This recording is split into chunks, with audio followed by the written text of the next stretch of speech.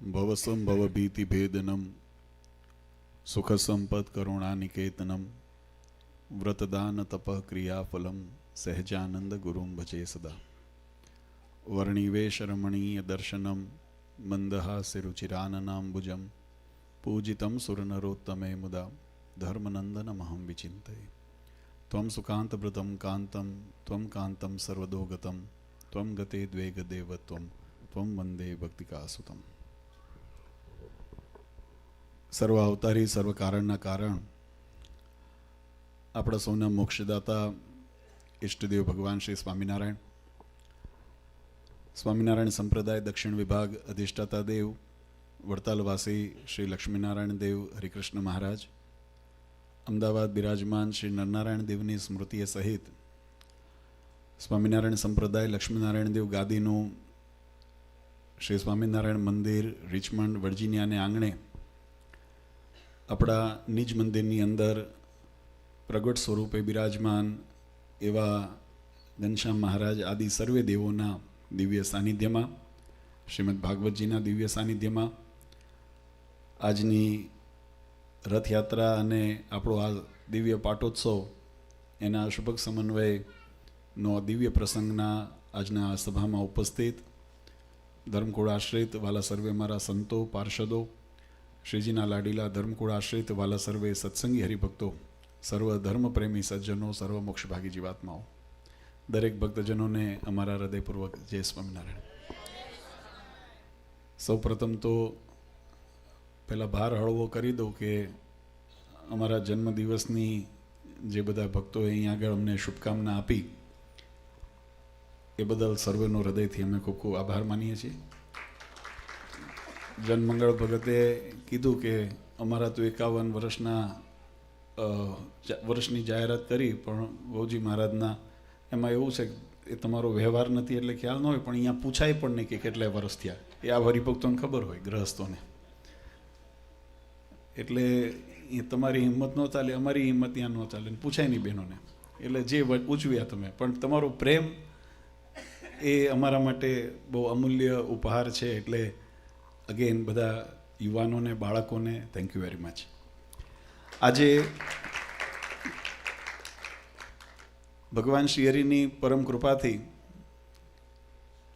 આજથી 11 વર્ષ પૂર્વે જે એક દિવ્ય સંકલ્પ આપણે બધાએ ભેગા મળીને જોયો હતો કે યુએસએની ધરતી ઉપર જ્યારે આપણી ભારતીય સંસ્કૃતિના વાહક એવા ભક્તો જ્યારે અહીં આગળ આવીને વ્યસા હોય ત્યારે એમના આત્યંતિક કલ્યાણને અધિકારી બની શકે એવું એક સુંદર સ્થાન નિર્માણ થાય એવો સંકલ્પ આપણે બધાએ સાથે મળીને કર્યો હતો. ઈષ્ટદેવ ભગવાન શ્રી હરિની પરમ કૃપાથી, પરમ પૂજ્ય સનાતન ધર્મ ધુરંધર આચાર્ય શ્રી અજેન્દ્ર પ્રસાદજી મહારાજશ્રીના રૂડા આશીર્વાદથી અને સંતો ભક્તોના અથાગ પ્રયત્ન અને પુરુષાર્થથી આજે એ મંદિર નિર્માણ થયું. ને આજે જોત જોતાની અંદર અમે સવારે પધરામણીની અંદર હતા ત્યારે વાત કરતા હતા, જોત જોતામાં 11 વર્ષ વીતી ગયા એનો આપણને અહેસાસ પણ ન થયો. એટલો આમ તાજું આપણા હૃદયની અંદર એ ભાવ હજુ પણ એવો પ્રગટે છે. અમને યાદ છે કે જ્યારે આપણે અહીંયા પ્રતિષ્ઠા મહોત્સવ હતો ત્યારે આમાંથી જ કોઈક બાળકો નાના નાના અહીંયા રમતા હતા, એટલે અવાજ થતો હતો અને સભા સંચાલકે હરિભક્તોએ તરત એને રોકવા પ્રયત્ન કીધો. ત્યારે અમે કીધું હતું કે નહીં, ભલે રમતા, આ વાતાવરણમાં રમવું મોટા ભાગ્ય છે. આ સ્થાનમાં, આ ભગવાનના સાનિધ્યની અંદર, આ ભગવાનના ખોળાની અંદર એ રમવું પણ મોટું ભાગ્ય છે. અને એ વાતને સ્મરણ કરતાં કરતાં આજે આપણે 11મો પાટોત્સવ એ ખૂબ ધામધૂમથી અને શ્રદ્ધાથી આપણે ઉજવ્યો છે. આપણા શાસ્ત્રોની અંદર ભગવાનના પ્રગટની ઉપાસનાનો સિદ્ધાંત બતાવવામાં આવ્યો છે અને એમાં પણ વિશેષ કરીને ભગવાન સ્વામિનારાયણે પણ આ વાતને, સિદ્ધાંતને બતાવ્યું કે અમારા પધરાવેલા જે દેવો છે અથવા તો અમારા મંદિરની અંદર અમારા જે સ્વરૂપો બિરાજિત હોય એને ધાતુ પાષાણ કે ચિત્રનો ભાવ રાખીને દર્શન ન કરવા, એની સેવા પૂજા ભક્તિ આપણે જ્યારે કરીએ ત્યારે એની અંદર પ્રત્યક્ષ પરમાત્મા બિરાજમાન છે એવો ભાવ રાખીને કરવું. અને આ એક સનાતન ધર્મનો એક સિદ્ધાંત છે.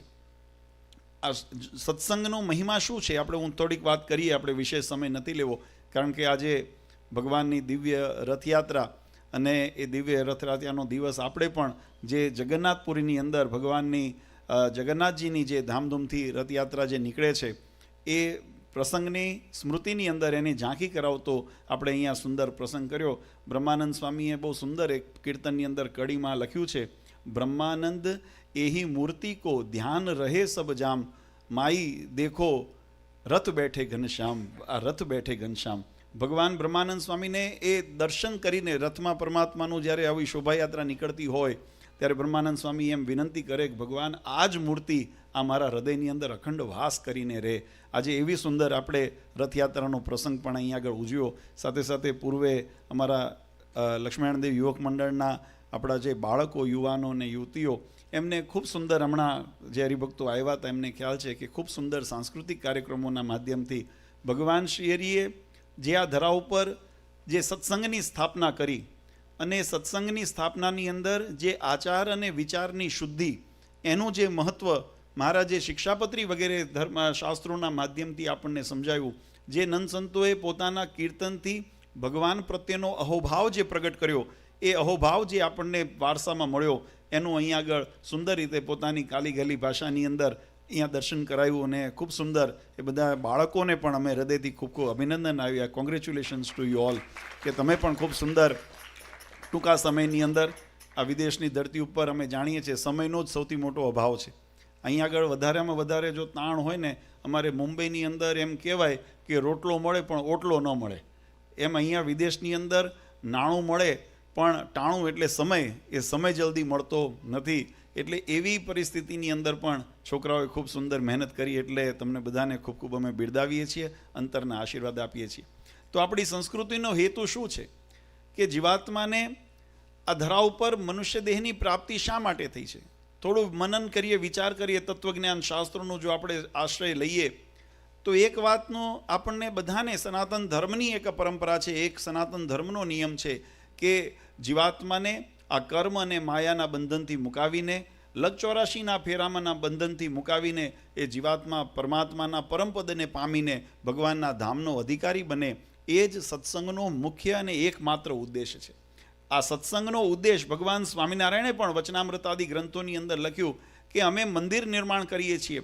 એ મંદિર નિર્માણની પાછળનો હેતુ એ છે કે જો મંદિર હશે તો આપણી જે સનાતન સંસ્કૃતિ છે એની અંદર જે ઉપાસના અને ભક્તિનો માર્ગ છે એને પોષણ મળશે. અને એને જો પોષણ મળશે તો કોઈ જીવાત્મા, કોઈ મુમુક્ષુ જો ભૂલ્યો ભટક્યો પણ આ મંદિરની અંદર દર્શન માટે આવે, પોતાનો ભાવ રજૂ કરવા આવે. મને યાદ છે અહીંયા આ વર્જિનિયાનો જ પ્રસંગ કે અશોકભાઈ એક વખત કહેતા હતા કે અહીંયા નજીકમાં કોઈ અહીંના સ્થાનિક જેને નિગ્રો આપણે કહીએ છીએ, એ કોઈ ભક્ત અહીંયા રહે છે અને એને એક દિવસે મને કે હું પૂજા કરતો હતો અને આરતી કરીને સંત ભગવાનની સેવા કરીને પાછો વળ્યો ત્યારે પાછળ તમે બેઠા છો ત્યાં બેન્ચ ઉપર બેસીને એના આંખમાંથી એક આંસુ નીકળતા હતા. એટલે સહજ આપણે પૂછ્યું કે કોઈ તકલીફ છે કે કોઈ એમને કોઈ દુવિધા છે, ત્યારે એમને કીધું કે મને અહીંયા આવીને જે અંતરમાં આનંદની જે લાગણી અનુભવે છે ને એટલે મારા આંસુ નીકળે છે. આ ભગવાનના પ્રગટપણાનો મહિમા છે. આજે આપણે તો ભગવાનનો મહિમા સમજીએ છીએ. આપણને તો ભગવાન શ્રી હરિએ શિક્ષાપત્રીની અંદર, વચનામૃતની અંદર જે પ્રમાણ આપ્યા છે કે આ મારું સ્વરૂપ એ અક્ષરધામની અંદર રહેલું સ્વરૂપ અને તમારી દ્રષ્ટિગોચર જે નયન ચક્ષુની અંદર તમારી જે મૂર્તિ જે તમારી સન્મુખ બિરાજે છે એમાં મહારાજ કે લેશ માત્ર પણ ફેર નથી. આપણે તો મહિમાએ સહિત દર્શન કરતા હોઈએ પણ કોઈ અજ્ઞાની જીવ પણ જો આની અંદર આવે તો એને પણ એ ભાવની પ્રગટ થાય. આ આપણી જે સનાતન ધર્મની જે ખૂબી છે અને જીવાત્માને એ ભગવાનના માર્ગ ઉપર, તો એ હેતુ માટે આ સત્સંગનું પ્રાધાન્યપણું છે. ઉપાસના ભક્તિને પોષણ મળે. અને એના અવાંતરની અંદર જો આપણી સંસ્કૃતિની અંદર એક બહુ સુંદર વાત સમજાવી છે, યશામ ન વિદ્યા ન તપો ન દાન, દાનમ ન શીલમ ન ગુણો ન ધર્મ, તે ભુવિભાર ભૂત મનુષ્ય રૂપેણ મૃગાશ્ચરંતી. આપણા શાસ્ત્રોએ બહુ સુંદર કીધું આ સત્સંગની જરૂરિયાત શા માટે છે જીવનની અંદર. તો માણસ, આ પ્રકૃતિએ આપણને 84 લાખ યોનિની અંદર એક વખત એવો અવસર મળ્યો છે કે આપણને માનવ દેહ મળ્યો છે. અને માનવ દેહ મળ્યા પછી માનવ દેહ જો સાર્થક ન કરી શકીએ, માનવ જે શરીરના જે ગુણો છે, કયા ગુણો છે? તો કે જેના જીવનની અંદર ધર્મ નથી, જેનાની અંદર સદ્ગુણ નથી, જેના જીવનની અંદર તપ વ્રત આદિનો માટે મહિમા નથી, જેના જીવનની અંદર જ્ઞાન નથી, એવા જે ગુણ રહિત જીવાત્મા જે છે એ તો તે આ ભૂમિ ઉપર એ શાસ્ત્ર એમ કહે છે કે ભારભૂત છે, આ ભારના રૂપમાં છે. એ આ સંસારની અંદર આવ્યા પછી પણ સંસારની અંદર ભાર રૂપે વર્તે છે. અને આગળ એમ કહે છે કે મનુષ્ય રૂપેણ, ભલે આકૃતિથી મનુષ્ય છે પણ મૃગાચરંતી, જેમ જાનવરો પશુઓ આ જગતની અંદર ચરતા હોય અને પોતાના, જેમ લખ્યું, આહાર નિદ્રા ભય મૈથુનમ ચ સામાન્ય તે પશુભી નરાણામ ધર્મો હિ એશામ અધિકો વિશેષ ધર્મેણ હિના પશુભી સમાના. જેમ આ સંસારની અંદર જે પશુ જેમ પોતાની યોનિને પ્રાપ્ત કરીને એ પશુ યોનિની અંદર જીવાત્મા, જેને કહેવાય કે રજડી ખાય, રખડી ખાય અને એનાથી એનું જીવન પૂરું કરે, પણ પોતાના મોક્ષનું સાધન, કલ્યાણનું સાધન એને સંભવ ન બને, એમ મનુષ્ય રૂપ મળ્યા પછી પણ જો ધર્મનો આશ્રય ન હોય, જો સત્સંગનો આશ્રય ન હોય, જો આપણી સનાતન પરંપરાની અંદર જે શાસ્ત્રોએ વિધિ નિષેધના નિયમો બતાવ્યા એવી મર્યાદાઓ આપણા જીવનની અંદર ન હોય, ભગવાનનું મહિમા સહિત જ્ઞાન આપણા જીવનની અંદર ન હોય, આત્મદ્રષ્ટિ કરીને આત્માની નિષ્ઠાને દ્રઢ ન કરી હોય, આ જે અભાવ છે એ આપણને મનુષ્ય આકૃતિ હોવા છતાં પણ શાસ્ત્ર એમ કહે છે, ઋષિમુનિઓ એમ કહે છે કે એ મનુષ્ય રૂપની અંદર પણ મૃગ એટલે કે પશુ યોનિની અંદર જેમ પશુ ચરતા હોય એમાં જગતની અંદર આવે છે અને જાય છે. એનાથી કોઈ ભૂમિનો નથી ભાર હળવો થતો, નથી આપણા જીવનો ઉદ્ધાર થતો. એટલે આ જે સત્સંગની રીત છે, પછી જેની અંદર આપણી શ્રદ્ધા હોય, આસ્થા હોય, આપણે જે સ્વરૂપને, મહારાજે તો વચનામૃતની અંદર આજે જ અહીંયા બાળકોએ જે વચનામૃત વાંચ્યું એની અંદર એક પ્રસંગ આવ્યો, મહારાજે લખ્યું કે જેની અંદર ભગવાને જે અવતારને વિશે જે લીલાઓ કરી હોય એ લીલાઓને અને સ્થાનકોને અવશ્ય નિત્ય સંભાળી રાખવા. અને એ રીતે પરમાત્માના જે અવતારો થયા, મત્સ્ય, કચ્છ, વરા, નરસિંહ, વામન, રામ, કૃષ્ણ આદિ પરમાત્માના અનેક અવતારો આ ધરા ઉપર થયા અને પરમાત્માએ જીવાત્માના કલ્યાણ માટે જે સુંદર ઉપદેશો આપ્યા હોય, પોતાના જીવન દ્વારા એ દર્શન કરાવ્યા હોય અને એવા આદર્શ આપણને જે સ્થાપ્યા હોય, એ ચરિત્રોને સંભાળીને, એ સિદ્ધાંતોને સંભાળીને પોતાના જીવનની અંદર જ્યારે આપણે અપનાવીએ અને એના દ્વારા એનો મહિમા સમજીને એને આશ્રયમાં રહીએ અને એ પરંપરાની અંદર આપણે જ્યારે ઉપાસના ભક્તિની અંદર જેમાં જેની આસ્થા હોય એ સ્વરૂપની અંદર નિષ્ઠા દ્રઢ કરીને, અને એ દ્રઢતાથી જો ભક્તિનો મહિમા બહુ બતાવ્યો શાસ્ત્રની અંદર, પણ સાથે સાથે ભક્તિ કરવાની રીત પણ શીખવાડી છે. આ વાત બહુ સમજવા જેવી છે, કારણ કે ઘણી વખત આ તમને ભેદ નથી સમજાવવામાં આવતો. ભક્તોની આગળ મહિમાની વાતો કરે, આપણને એમ કહેવાય કે દાનનો ખૂબ મહિમા છે, દાન કરો તો કલ્યાણ થાય. અને હમણાં પણ આપણે બોલ્યા ને, યશામના વિદ્યાના તપોન દાનમ, જેના જીવનમાં દાન કરવાની ભાવના નથી એને પશુ સમાન કીધા. એટલે દાનનો મહિમા બતાવ્યો, પણ સાથે સાથે આપણને વિવેક પણ શીખવાડ્યો શાસ્ત્રકારોએ કે દાન કરવું તો ક્યાં કરવું. એ જ રીતે ભગવાનની ભક્તિનો પણ ખૂબ મહિમા છે, પણ ભગવાનની ભક્તિ કેવી રીતે કરવી? સૌપ્રથમ તો પહેલું એક આપણે સંકલ્પ કરીએ, ભક્તિ કેવળ ભગવાનની થાય. આ વાત આપણે સમજીએ. સંસારની અંદર કોઈ એવું સમર્થ નથી કે જે જીવાત્માનું કલ્યાણ કરવાને સમર્થ હોય, અને નહીં તો ત્રિશંકુની જેમ લગડવું પડે. એને કીધું સદેહે અક્ષર, આપણે ભાગવતમાં પુરાણની અંદર પ્રસંગ આવે છે કે ત્રિશંકુએ હટ પકડી કે મારે સદેહે સ્વર્ગમાં જવું, તે જો સ્વર્ગે પણ ન જઈ શકે, વચ્ચે લટકવું પડ્યું અને આખી એક સૃષ્ટિ અલગથી નિર્માણ થઈ, એવા પ્રસંગ આવે છે. તો સામર્થ્ય કે પોતાની સિદ્ધિઓ દ્વારા એ પરમાત્માની પ્રાપ્તિ થતી નથી. એ પરમાત્માની પ્રાપ્તિ કેવળ ભક્તિ દ્વારા થાય છે, અને એ ભક્તિનો આશ્રય જીવાત્મા ન કરે. ભગવાન સ્વામિનારાયણે શિક્ષાપત્રીમાં બહુ સુંદર વાત સમજાવી કે ભક્તિનો આશ્રય ન કરે તો જીવાત્મા નિશ્ચય અધોગતિને પામે છે. એટલે એટલો મહિમા ભક્તિનો બતાવ્યો, પણ સાથે સાથે મહારાજેની રીત પણ બતાવી. ભક્તિ કરવી, ઉપાસના ભક્તિ કેવળ આરાધ્ય ઈષ્ટદેવની થાય, પરમાત્માની થાય. કોઈ સંસારમાં સામર્થ્યવાન એવો કદાચ હથેળીમાં ચંદ્રમાં જો દેખાડે એવો સમર્થ સિદ્ધ દેખાતો હોય તો પણ ભગવાન કે એની ધ્યાન ભજન ઉપાસના ન થાય. તો આ એક રીત છે, મર્યાદા છે. એ જ રીતે આચરણની અંદર પણ ઇન્દ્રિય, મન, અંતઃકરણ કરીને પોતાના મહારાજ કે આત્મ સ્વરૂપને જ્યારે જીવાત્મા ઓળખે છે, નિજાત્માનમ બ્રહ્મરૂપમ દેહત્રય વિલક્ષણમ, પોતે સ્થૂળ સૂક્ષ્મને કારણ એ દેહથી પર આત્મા છે, એ આત્મ સ્થિતિની અંદર રહીને જ્યારે ભગવાનની ભક્તિ કરે છે ત્યારે એ ભક્તિ એ પરમાત્માના સુધી પહોંચાડે છે જીવાત્માને. તો એ ભક્તિનો મહિમા રીત બતાવી છે. પછી મહારાજે શિક્ષાપત્રીમાં વળી આગળ લખ્યું કે ધર્મે સહિત એવી ભગવાનની ભક્તિ અમારા આશ્રિતોએ કરવી, ધર્મે રહિત એવી કૃષ્ણ ભક્તિ કાર્ય ન સર્વથા. મહારાજ કે એવી ભક્તિ પણ કરવી નહીં કે જે તેની અંદર ધર્મનું, તો આ મર્યાદાઓ છે. તો જે ભક્તિનો મહિમા સ્વયં ભગવાન સ્વમુખે કહેતા હોય, વચનામૃતની અંદર મહારાજે લખ્યું કે તમામ સાધનો પરમાત્માને રાજી કરવાના શાસ્ત્રકારોએ બતાવ્યા છે, પણ એમાંથી સર્વશ્રેષ્ઠ કારણ જો સાધન હોય તો એ ભગવાનની ભક્તિ છે. પણ એ ભક્તિના ગુણ બતાવ્યા. આ ગુણેયુક્ત જ્યારે ભક્તિ થાય ત્યારે એ આપણને પોતાના ભગવાનના ધામની પ્રાપ્તિના અધિકારી બનાવે છે. એટલે જે નિયમ આપણી સનાતન પરંપરાઓએ સ્થાપ્યો છે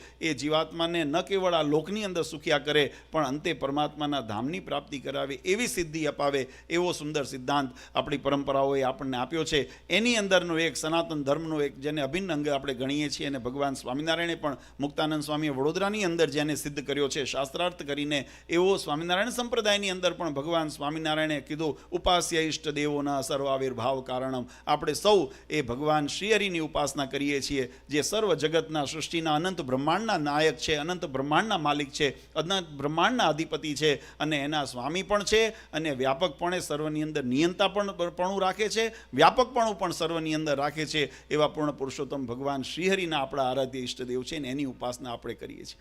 આજે આ મહિમા એ આપણી સનાતન પરંપરાએ આપણને આપ્યો છે, અને એના પોષણ દ્વારા જો થોડું તત્વજ્ઞાન આવે એટલે માણસને એની અંદર થોડું વિચલિત થાય, કારણ કે રોજબરોજના અનુભવની વાત નથી. તમે ગેસ ભરાવા જાઓ અને ગેસની અંદર જો 2 પૈસા 3 પૈસા એટલે પેની કે ને એનો જો વધારો થયો હોય ને તો તરત આંખે દેખાય. આપણે શાકભાજી લેવા જાઓ એની અંદર જો 25 સેન્ટ કે $1 જો વધ્યો હોય ને તો તરત આંખે, રોજનો અનુભવ છે. પણ આત્મચિંતનનો આપણો રોજનો મુહાવરો નથી. કેટલા જણ અહીંયા આગળ આપણે જો કદાચ હાથ ઊંચો કરાવીએ તો આમાંથી લગભગ કોઈ નહીં હોય એવું કે જે આત્મચિંતન કરતું હોય કે હું કોણ છું, મારી ગતિ શું છે, મારી સ્થિતિ શું છે. આનું આત્મચિંતન કરનારા બહુ જૂજ માણસ હોય. એટલે જેનો આપણે અનુભવ નથી કરતા, જેનો અભ્યાસ નથી કરતા, એટલે એની અનુભૂતિ અથવા તો એની અંદર જે પરિવર્તન અથવા લાવવું જોઈએ એ આપણામાં જલ્દી આવતું નથી. વ્યવહારની અંદર આપણે બધા શીખી લઈએ છીએ, કારણ કે જગત વ્યવહાર પ્રધાન છે. પણ સાથે સાથે આત્મકલ્યાણનું જ્યારે સાધન કરવું હોય ત્યારે એના માટે સત્સંગનો આશ્રય લેવો પડે, અને એ સત્સંગના માટે આ મંદિરો, આ કથા વાર્તાઓ, શ્રીમદ ભાગવતજી, રામાયણ, સત્સંગી જીવન આદિ જ્યારે શાસ્ત્રોનો આપણે આશ્રય કરીએ ત્યારે આપણા જીવનની અંદર આ સદ્ગુણો આવે છે, અને એ સદ્ગુણો દ્વારા આપણે પોતાના જીવનની પાત્રતા કેળવીએ છીએ. અને પાત્રતા કેળવીને જ્યારે ભગવાનને આપણે શરણે જઈએ ત્યારે ભગવાન આપણો સ્વીકાર કરે છે. અપાત્રતા વગર જો આપણે ગયા હોઈએ ભગવાનના શરણમાં તો ભગવાન પણ એમ કહે કે હજુ થોડી તૈયારી કરવાની જરૂર છે, હજુ પરિપક્વ થયા નથી. અને એટલા માટે આપણા જીવનની અંદર આ જે સંસ્કાર સિંચનનું અભિયાન ચાલી રહ્યું છે, આ સત્ય સિદ્ધાંતોને જે અપનાવવાનું, જો કે અમારો એવો એક આગ્રહ પણ કાયમ રહેલો છે કે આ તો જેનું ભાગ્ય બળ કરતું હોય ને એને સત્ય સમજાય. બાકી ભગવાનના ચરણે આવેલા હોય આ વાત અમે ઘણી વખત કહીએ છીએ. શાસ્ત્રોનો, નીતિશાસ્ત્રનો એક મત છે કે ઉપદેશથી પરિવર્તન નથી આવતા. અને તો ઘણા હરિભક્તો કે અમને બાપુજી સંતોનો સમાગમ કરીએ અથવા તો ધર્મકુળનો સમાગમ કરીએ, કથા વાર્તા અમે સાંભળીએ તો અમને આવે. પણ એક વાત એ પણ સાથે સત્ય છે કે માત્ર ઉપદેશથી એ જીવનમાં પરિવર્તન આવતા નથી. પહેલાં અંતર જાગૃત થવું જોઈએ. આપણું અંતર જાગૃત ન હોય, માયલો મરી પરવાર્યો હોય, માયલો એટલે ખબર પડે ને, આત્મા જો માયલો મરી પરવાર્યો હોય તો બહારના ગમે તેટલા ઉપદેશ તમને કરવામાં આવે એ ઉપદેશ આપણને અસર કરતા નથી. નહીતર ભગવાન કૃષ્ણચંદ્ર પોતે સાક્ષાત પરબ્રહ્મ પરમાત્મા એ દુર્યોધનને સમજાવવા ગયા હતા કે પેલા યુદ્ધ ન કરીશ, શાંતિ કરી લે, પાંડવોને 5 ગામ આપી દે તો આ યુદ્ધ ન થાય. આ સમજાવવા કોણ ગયું હતું? સ્વયં ભગવાન સમજાવવા. જો ઉપદેશથી પરિવર્તન આવતું હોત તો દુર્યોધન સમજી ગયો હોત કે ન સમજી ગયો હોત? પણ એ પ્રકૃતિ છે, પ્રાણ છે, અને એ પ્રાણને પ્રકૃતિ મહારાજે વચનામૃતમાં લખ્યું. મહારાજ કે પૂર્વના જે આસુરી હોય ને, સંગે કરીને જે આસુરી થયા હોય, સંગ દોષથી કદાચ જીવનની અંદર ભૂલ થઈ હોય ને તો એને સુધારવાની તક મળે છે. એને સંગ પહેરવે અથવા તો સત્સંગનો યોગ થાય, શાસ્ત્રોનો સમાગમ થાય તો એની અંદર પરિવર્તન આવી શકે છે. પણ જો આસુરી વૃત્તિએથી જે પૂર્વે પણ હોય ને પછી પણ આસુરી સંઘની અંદર રહ્યા હોય, એ મહારાજ કે થોડા જન્મે કરીને સુધરતા નથી. એને તો અનેક જન્મ લેવા પડે. એમાં જ્યારે જન્મ થાય, મૃત્યુ થાય, માયાના ગર્ભમાં જાય, વળી પાછો જન્મ લે, મૃત્યુ લે, એવા અનેક જન્મ જ્યારે વીતે ત્યારે એના દોષ ટળે છે. બાકી એના જલ્દી દોષ ટળતા નથી. એટલે પ્રકૃતિનો નિયમ છે, ભગવાને શાસ્ત્રમાં બતાવ્યો છે. એટલે અમે એવો આગ્રહ રાખીએ કે જેને મોક્ષનો ખપ છે એના માટે આ મંદિર એ અક્ષરધામ તુલ્ય સત્સંગ માટે એ પોષણરૂપ બને છે. બાકી જગતની અંદર તો વ્યવહાર વિષય ને ભોગ વિલાસના ઘણા બધા સાધનો આપણને ઉપલબ્ધ છે, અને જેને એનું આકર્ષણ હોય, આ જગતનો જીવ હોય એની અંદર આકર્ષાય છે, પણ ભગવાનનો ભક્ત હોય એના માટે આ ઉત્તમ સ્થાન આપણા શાસ્ત્રોએ, આપણા સંપ્રદાયોની અંદર આ પ્રવર્તાયો છે. આજે ખૂબ આનંદની વાત છે કે વિદેશની ધરતી ઉપર પણ આજે એ સિદ્ધાંતને અનુસરીને આપણા જે અંતર્મનની અંદર કદાચ પોષણ ન મળ્યું હોય ને દબાયા હોય બીજ, પણ જ્યારે આવો યોગ થાય ને ત્યારે એને પોષણ મળે. એવું કે મહારાજે દ્રષ્ટાંત દીધું ને કે ભૂમિની અંદર બીજ રહ્યા હોય, વરસાદ પડે અને એને જ્યારે પાણીનો યોગ થાય તેમાંથી અંકુર ફૂટી નીકળે. એમ આપણા પૂર્વના કોઈ સંસ્કાર હશે, આપણા પૂર્વના કોઈ પુણ્ય હશે કે જે આપણા હૃદય મનની અંદર આપણા જે દબાયેલા છે એને સત્સંગનો યોગ થાય, કથા વાર્તાનો યોગ થાય, સંત સમાગમ થાય, દેવ દર્શન થાય, આવા ઉત્સવ સમયાની અંદર હાજરી થાય અને એને જો ચોટ લાગી જાય, એનો અંતર જાગૃત થઈ જાય તો મહારાજ કે એનો જીવ હતો ને એ જે આ જગતનો જીવ છે એમાંથી મટીને મહામુક્ત બનવાને સમર્થ જીવાત્માને મહારાજે પ્રાપ્તિ બતાવી છે. એટલે મુક્તથી આ જગતના પામર જીવથી લઈને મુક્ત થવા સુધીની યાત્રા એ આ સત્સંગના માધ્યમથી પ્રશસ્ત થાય છે. અને આજે એના પોષણને માટે આપણે બધા દાખલો કરીએ છીએ. અને વિશેષ આનંદ, અમે ઘણી વખત આ વાત દોહરાવી છે કે તમે બધા જે મોટી ઉંમરે થઈને અહીંયા આગળ વિદેશમાં આવ્યા છો એને તો નાનપણના સંસ્કારો મળેલા છે. ભારતની અંદર જે રહ્યા છે 10 વર્ષ, 15 વર્ષ, 20 વર્ષ, એને પોતાનું ઘડતર ત્યાંથી થયું છે અને એના માટે તો એ સત્સંગને જાળવવો, પોતાના જીવનમાં રાખવો સહજ છે. પણ જે અહીંના જે બાળકો જે અહીંયા જ જન્મીને ઉછરીને મોટા થાય છે એના જીવનની અંદર પણ આ સત્સંગનો વારસો જળવાય, આપણી ભારતીય સનાતન પરંપરાનો વારસો જળવાય, આપણી સંસ્કૃતિનો વારસો જળવાય, સદાચારનો વારસો જળવાય, એના માટે વિશેષ કરીને અમારું લક્ષ્ય છે. અને એટલા માટે અહીંયા વિદેશની ધરતી ઉપર પણ આ મંદિરોના માધ્યમથી, આવા યુવક મંડળના માધ્યમથી આ બધી પ્રવૃત્તિ આપણે કરીએ છીએ. અને એમાં તન મન ધનથી તમારા બધાનો સહયોગ મળે છે ને એ પણ બહુ મોટી ઉદારતા છે તમારી. કારણ કે નહીંતર તો સ્વ માટે તો બધાય, આપણે ત્યાં લખ્યું છે કે પોતાના માટે કરવું ને એ તો પશુવૃત્તિ છે. પણ જ્યારે આપણે આપણાના કલ્યાણની સાથે સાથે જ્યારે બીજાના પણ કલ્યાણની, બીજાના પણ સુખાકારીની આપણે જ્યારે સંકલ્પના કરીએ ને ત્યારે માનવતાનો મોટો ધર્મ કરીએ છીએ. એટલે આજના દિવસે વધારે સમય નથી લેવો, ખૂબ ખૂબ અભિનંદન આપીએ છીએ. વર્જિનિયા અમારા જે પાયાથી લઈને અત્યાર સુધીના આ યાત્રાની અંદર, સત્સંગ યાત્રાની અંદર જેને જેને સેવા કરી છે, અમારે જ્યારે મંદિર જોવા આવ્યા હતા અને જ્યારે જગ્યા લેવાનો સંકલ્પ કર્યો ત્યારે આપણા વડીલો અહીંયા બેઠા છે, એમને ખૂબ હિંમત બતાવી. કારણ કે તારે આટલું બધું સમુદાયનું સંકલન નહોતું, પણ છતાંય એમનો ભાવ હતો અને એમને કીધું કે ના બાપુજી આ કરો તો અમે એની અંદર ચોક્કસ અમે ટેકો કરશું. કરનાર તો ભગવાન છે, શ્રીહરિ છે કરતા હરતા. આપણે તો ખાલી લાકડીનો ટેકો અડાડવાનો હતો, પણ એની માટે પણ ઉત્સાહ અને ઉમંગ જોઈએ. તો ઉમંગ સાથે જે ભક્તોએ, વડીલોએ આની અંદર સેવા કરી, તન મન ધનથી અને યોગદાન આપ્યું, એવા તમામ ભક્તોને અમે હૃદયથી ખૂબ ખૂબ બિરદાવીએ છીએ અને અભિનંદન આપીએ છીએ. સાથે સાથે આજની યુવા પેઢી કે જે અત્યારે પણ આ વર્તમાન સમયની અંદર આ મંદિરના નિર્વહન માટે પોતાના, કારણ કે વ્યવહાર તો બધાને હોય ને, ઘણા એમ કે મારી પાસે ટાઈમ નથી, તો જે સેવા કરે છે એને ઘરની જવાબદારીઓ હોય છે, પણ છતાંય એમાંથી સમય કાઢીને મંદિર પોતાનું જાણ્યું છે, ભગવાનને પોતાના જાણ્યા છે, આ સત્સંગને પોતાનો જાણ્યો છે. એટલે સેવા ભાવનાથી આવીને જે સેવા કરે છે એવા તમામ યુવાનોને, પછી કોઈ પણ ક્ષેત્રની અંદર, કિચન ડિપાર્ટમેન્ટમાં હોય તોય ભલે, મેન્ટેનન્સમાં હોય તોય ભલે, ઠાકોરજીની સેવા પૂજાની અંદર હોય તોય ભલે, તમામ જે વર્ગની અંદર જે સેવા કરે છે એવા તમામ ભક્તોને પણ અમે હૃદયથી ખૂબ ખૂબ બિરદાવીએ છીએ. અને સાથે સાથે એક ભલામણ કરીએ છીએ કે આ વારસો આપણો અખંડ જળવાઈ રહે એટલે તમારા બાળકોને પણ આ સત્સંગના માર્ગની અંદર ચડાવજો.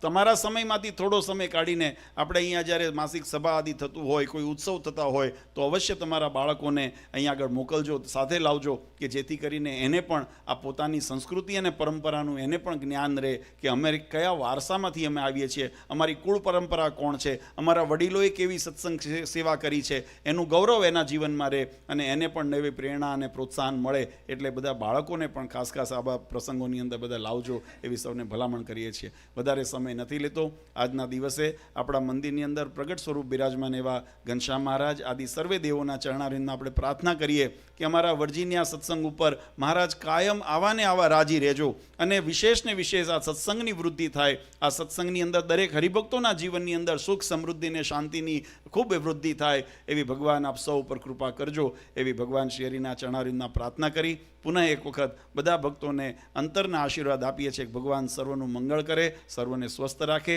અને સત્સંગનો સર્વાંગી વિકાસ થાય એવી ભગવાન શ્રી હરિના ચરણારવિંદમાં પ્રાર્થના કરી પરમ પૂજ્ય સનાતન ધર્મ ધુરંધર આચાર્ય શ્રી અજેન્દ્ર પ્રસાદજી મહારાજ, અશોક આદિવાળા પૂજ્ય માતુશ્રી અને અમારા સમસ્ત ધર્મકુળ પરિવાર વતી આપ સૌને અંતરના આશીર્વાદ આપી મારી વાણીને વિરામ આપું. બોલો સ્વામિનારાયણ ભગવાન.